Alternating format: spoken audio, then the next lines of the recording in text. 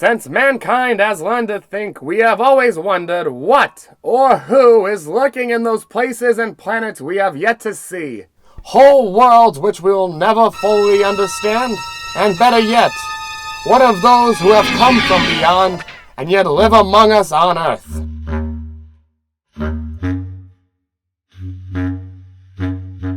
Tuskegee, Alabama.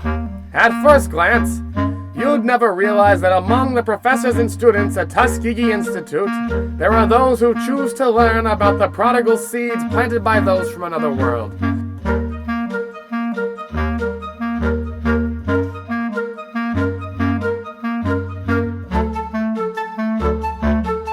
Now, some of them chose to watch the big football game happening that day, as it was the last one before the summer started. But some had other big plans for their afternoons. Take, for example, one Bonnie Ann Barnett, a sophomore at Tuskegee Institute, but more importantly, the newest member of the Tuskegee Eggheads Club, dedicated to the invention of whatever the heart's desire. And the soup of the day, ray guns from Venus, rebuilt, cleaned up, and ready for human testing. The Eggheads is an informal group, even a secret one, organized by the legendary Dr. George Washington Carver himself. Deep below, underground, Dr. Carver has organized a secret laboratory as well, where his students can operate in seclusion. Testing the ray guns is the alleged junior sergeant-at-arms of the Eggheads, but you'll find he's more of a lone eagle.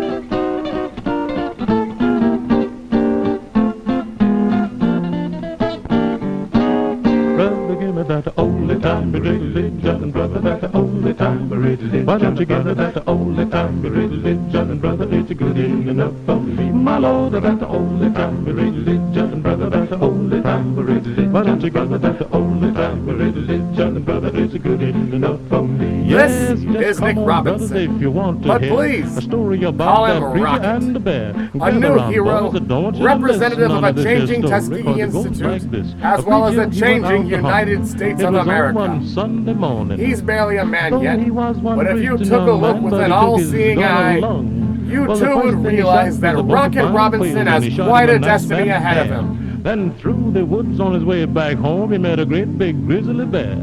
Then the Reverend fell down upon his knees. He sent up a great long prayer, whilst he cast one eye to the heaven on high, but kept the other eye on the bear. He said, the Lord delivered Daniel from the lion den, Jonah from the belly of the whale. The three Hebrew boys from the fiery furnace, said a good book do declare. Now look here, Lord, if you don't help me, don't you go to helping that bear. He needed that only time religion. He needed that only time religion. It looks like the ray gun test was a success, but today Rocket has another field test right in mind. Next stop, Hollywood, California. Yes, then the bear walked out in the middle of the road. Up to the Reverend walks he. That Reverend laid his religion down. He climbed up a tall pine tree. Yes, he climbed way up to the top of that tree and climbed out on a limb, whilst the bear sits down so endlessly and licked his mouth at him. Around about 3 o'clock, the old limb broke. Reverend came tumbling down. Boy, he grabbed his knife, he cut the bear 10 times before he struck the ground. He needed some.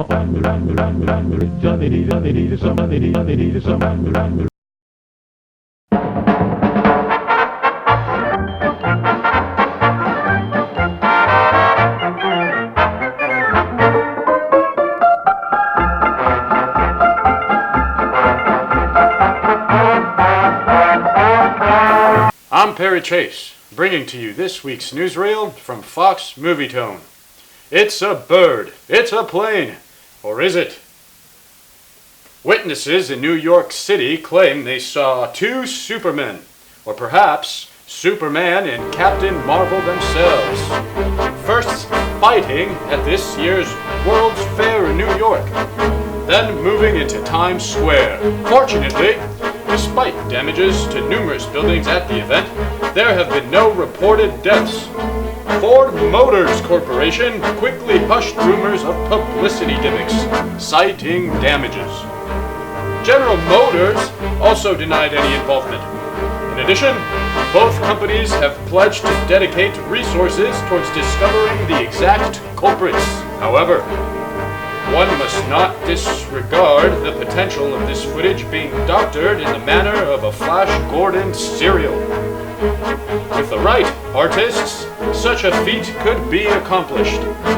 Speaking of, even in times of war, one must always find reason to celebrate. And for English Prime Minister Winston Churchill, he's accomplished the tough feat of getting his son, Randolph Churchill, married to one Pamela Digby, all the while managing to keep Britain together against Nazi Germany. Meanwhile, the Axis hasn't been able to take any days off. Perry Chase, news anchor, and heir to the Chase Publishing fortune and empire. If ever there were to be a search to find the voice of the times, perhaps not everyone would relate to this man at first. But in due time, his loss will show you he's just like all of us. A man with his ear to the ground, dedicated to showing the truth to the common people. If only he could get his head out of the clouds, that is. With this, we must conclude our newsreel. On a dreadful note, but with the silver lining of preventing these future problems. Fox Movie Tone News promises to bring updates next week to your local theater. Cut!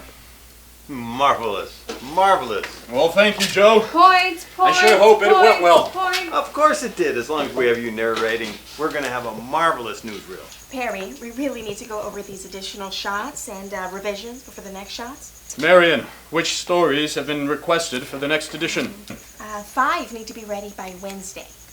Let me look at the notes first then, just to be sure. Smoke? Not in front of the prototype. We don't need a Hindenburg Jr. in this dingy basement.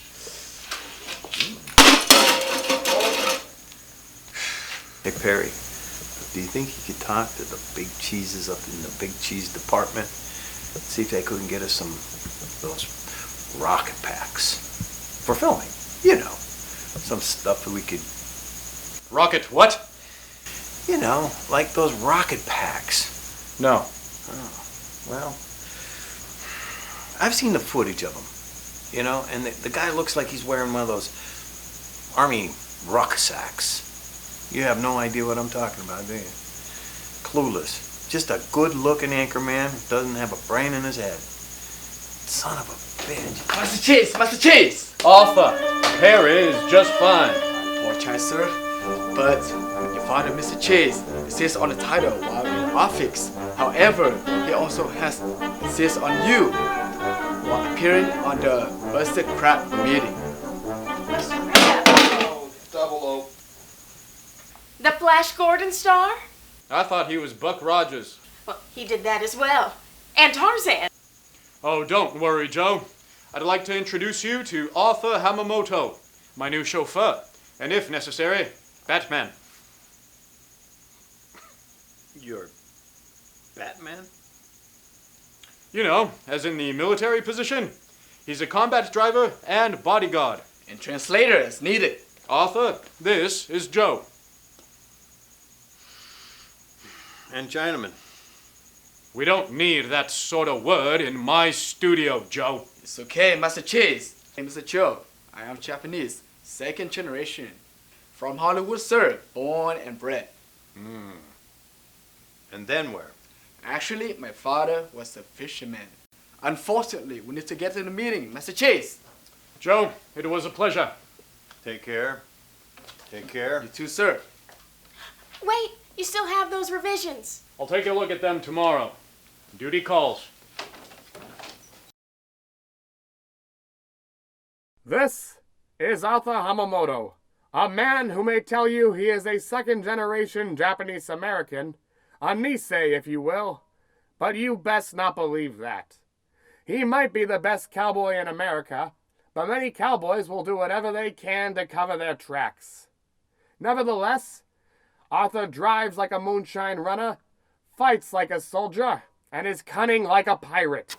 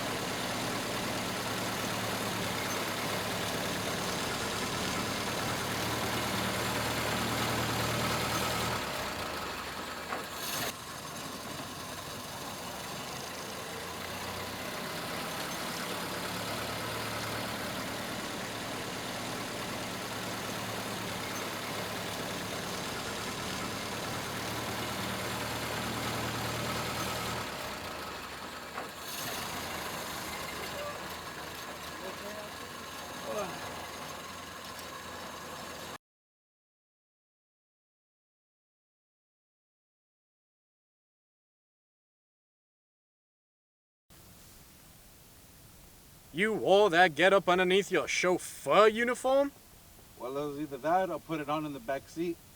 I don't want them to think we're trying to have some kind of a banquet party in here. Jesus, Arthur. Together, Arthur Hamamoto and Perry Chase are often ones to stick out in a crowd. However, they don't quite stick out quite like the double-daring devil and his partner, the press guardian. Two vigilant sets of eyes over the country, who have set themselves on the flashes of light coming from the rocket men from beyond. Next time in your local theater, the double-daring devil and the press guardian go on the offensive and search for answers after the World's Fair. Find out what happens next in Chapter 2, The Vigilantes Are Coming.